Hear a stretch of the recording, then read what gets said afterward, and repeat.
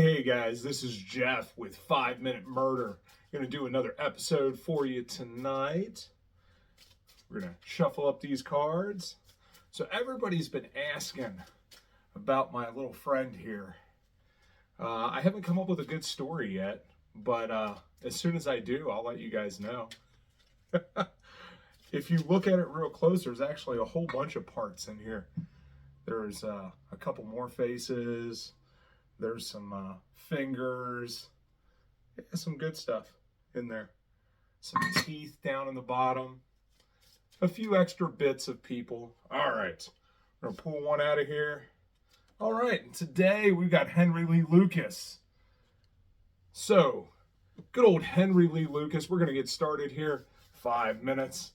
Well, we'll start off by reading the back. It says Henry Lee Lucas was born August 23rd, 1936. He died on March 12th, 2001. His crimes spanned from 1960 to 1983. He was convicted of murdering 11 people and condemned to death for the murder of Deborah Jackson. Lucas rose to infamy after confessing to more than 100 murders in prison. Lucas's case resulted in a reevaluation in police techniques and greater awareness of false confessions. He died of congestive heart failure in 2001. So, if you've watched the Netflix documentary, The Confession Killer, that was about old Henry Lee Lucas there. So Henry Lee Lucas, he did kill at least 11 people that we know of, but he also lied about a lot of killings, right? When you look at the total count, it seems like he confessed to over 600 murders, right? Most of which he could have never, ever even conceived of doing. The guy would listen to the news reports or listen to other people. He would then confess to the crimes. And everybody always asks, why? Well, the guy was in jail for the rest of his life. He's got nothing to do. He's bored, right? Really, really bored, stuck in jail. But then, when the police come to him and interview him, not only does he get a thrill because they're interviewing him and because he gets to talk about all of these things that he did, right? But he also got to get them to take him out. So he got to go and have hot dogs and ice cream and all kinds of things. These were like field trips to him, right? They were field trips from the prison to go out there and send them on wild goose chases, looking for all of these people that he claimed to have killed and buried in different locations. And they treated him really well during that time, right?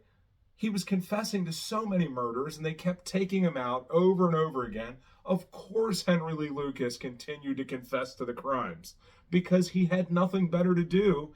And that was the best life he could have at that time. So Henry Lee Lucas also worked with another killer, and we'll look at that. It was Ottis Toole, right? He was the other one that worked in tandem. Him and Henry Lee Lucas had I guess you would call it a good relationship, right? They would go out together. They would kill together. Ottis Toole also killed on his own, but the two of them would go out and do things. Of course, Ottis Toole is the one that is believed or was believed to have killed Adam Walsh and also confessed to lots and lots of crimes that he probably never committed. Now, Henry Lee Lucas, like we read there, was sentenced to death, but never made it there, right? He dies of congestive heart failure in 2001. He does not get the death sentence, but he does do something that's really important for us now, right?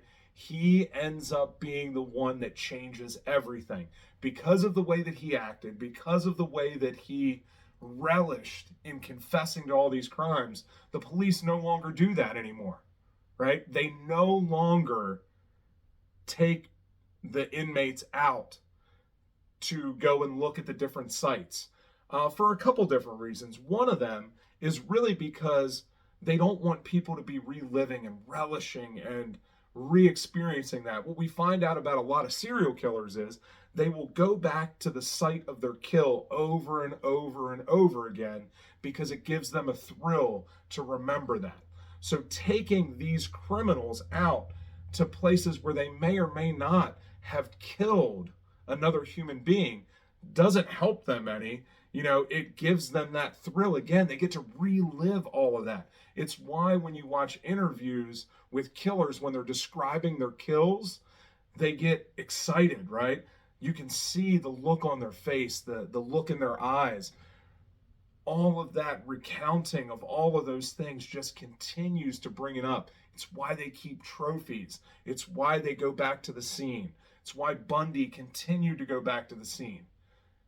So thankfully, he got to change up all of that for us so they no longer do those things. It's no longer a special reward for them to go out. So they take those confessions and they almost offer them nothing now, which is great. All right, we are done. That is past 5 minutes. Some of you guys have been telling me that I can never keep it to 5 minutes. I'm going to try to keep it to 5 minutes. I did not have my timer today, so I did a pretty good job, no matter whatever you have to say.